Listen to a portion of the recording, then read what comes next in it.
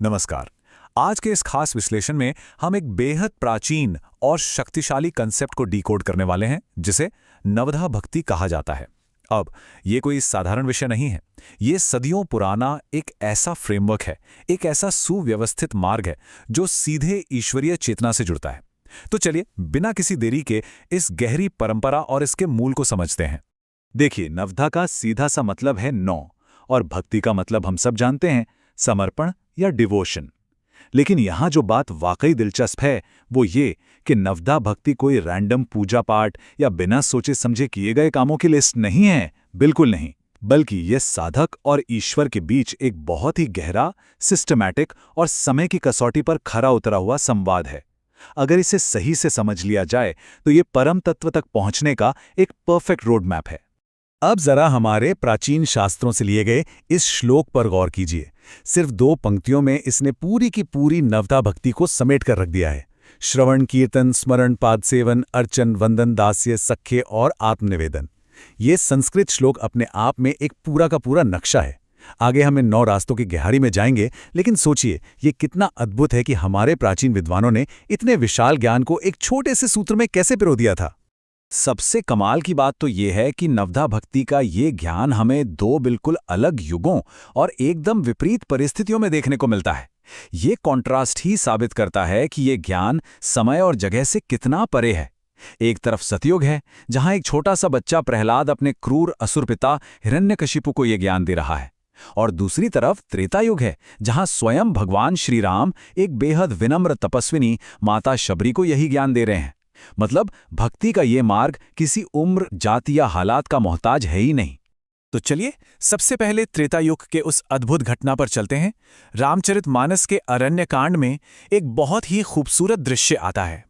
भगवान राम अपनी परम भक्त शबरी के आश्रम में पहुंचते हैं और उन्हें वो सर्वोच्च ज्ञान देते हैं जो आसानी से हर किसी को नहीं मिलता। सच कहूं तो ये कोई आम बातचीत नहीं थी। ये ईश्वर के अपने भक्त के प्रति असीम प्रेम का एक बहुत ही साक्षात रूप था। इसी प्रसंग में श्री राम जी माता शबरी से बड़े ही प्यार से कहते हैं, नवधा भगति कहूं तो ही पाही, सावधान सुनु धरु मन माही। जरा इन शब्दों की गहराई समझिए। भगवान कह रहे हैं कि मैं तुम्हें भक्ति के 9 मार्ग बता रहा हूं, लेकिन इन्हें सिर्फ कानों से मत सुनना, बल्कि सावधान होकर अपने मन में, अपनी आत्मा में उतार लेना। अगर हम रामचरितमानस में बताए गए इन पहले 5 रास्तों को डिकोड करें तो पहली चीज आती है संतों की संगति, यानी अच्छे और पॉजिटिव लोगों के बीच रहना। दूसरी है ईश्वरीय कथाओं और भजनों में पूरी तरह मग्न हो जाना। तीसरी भक्ति बहुत गहरी है, गुरु की निरंतर सेवा करना, लेकिन बिना किसी अहंकार या घमंड के। चौथी भक्ति सिखाती है कि प्रभु का नाम एकदम साफ नियत से, बिना किसी छल कपट के लिया जाए। और 5वीं भक्ति है अपने हृदय में पक्के विश्वास के साथ ईश्वर के मंत्रों का जाप करना।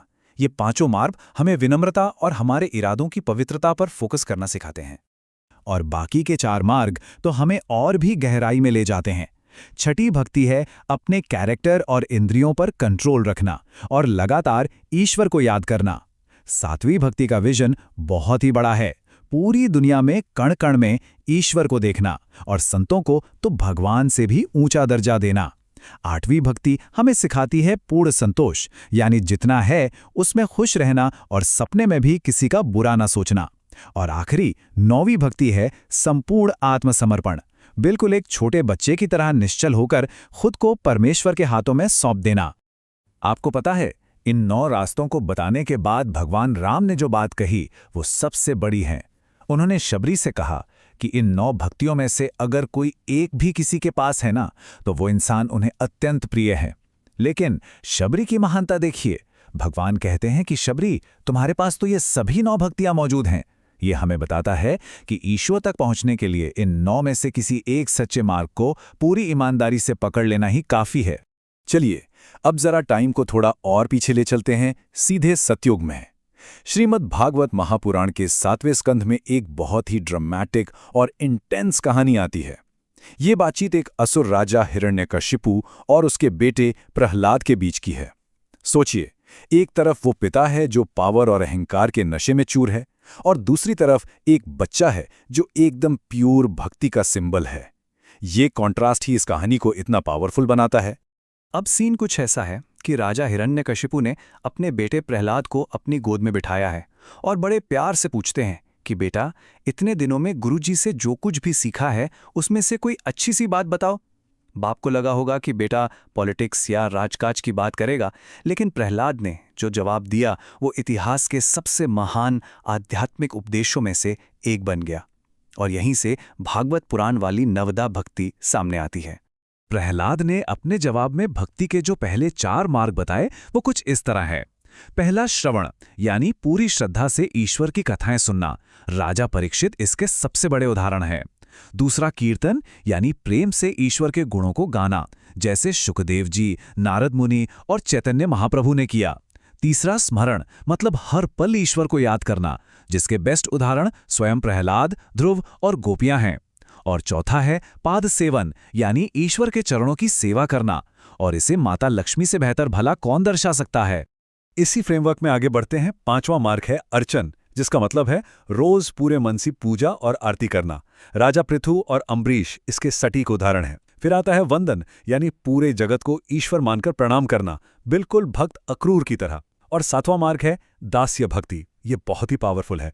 इसमें भक्त ईश्वर को अपना सब कुछ मानकर खुद को उनका दास, उनका सेवक बना लेता है। सोचिए, हनुमान जी और लक्ष्मण जी दास्य भाव के कितने सर्वोच्च उदाहरण हैं, जहां सेवा ही उनका सबसे बड़ा धर्म बन गई। और इस पूरी जर्नी के आखिर में आते हैं वो 2 मार्ग जो एकदम पर्सनल और गहरे लेवल पर जुड़ते हैं। सख्य भाव, यानी ईश्वर को अपना बेस्ट फ्रेंड मान लेना। जैसा रिश्ता हम अपने दोस्तों के साथ रखते हैं ना, एकदम वैसा ही रिश्ता ईश्वर के साथ। अर्जुन और सुदामा इसके क्लासिक उदाहरण हैं। और 9वां सबसे आखिरी मार्ग है आत्मनिवेदन। इसमें अहंकार पूरी तरह से जीरो हो जाता है और भक्त अपना सब कुछ ईश्वर को सौंप देता है। महाराज बलि और गोपियां इस कंप्लीट सरेंडर के सबसे बेहतरीन प्रतीक हैं। तो इस पूरी चर्चा के बाद एक बहुत ही बड़ा और प्रैक्टिकल सवाल हमारे सामने आता है। ये सब सिर्फ इतिहास या पुरानी कहानियां नहीं हैं। आज की इस सुपर फास्ट और भागदौड़ वाली जिंदगी में नवदा भक्ति के इन 9 रास्तों में से, चाहे वो अच्छे लोगों की संगति हो, अहंकार रहित सेवा हो या फिर पूर्ण संतोष, हम किसे अपने डेली रूटीन में उतार सकते हैं? क्या हम अपनी जिंदगी में थोड़ी और विनम्रता या थोड़ा और समर्पण ला सकते हैं? इस पर गहराई से विचार जरूर कीजिएगा। आज के इस विश्लेषण से जुड़ने के लिए आपका बहुत बहुत धन्यवाद।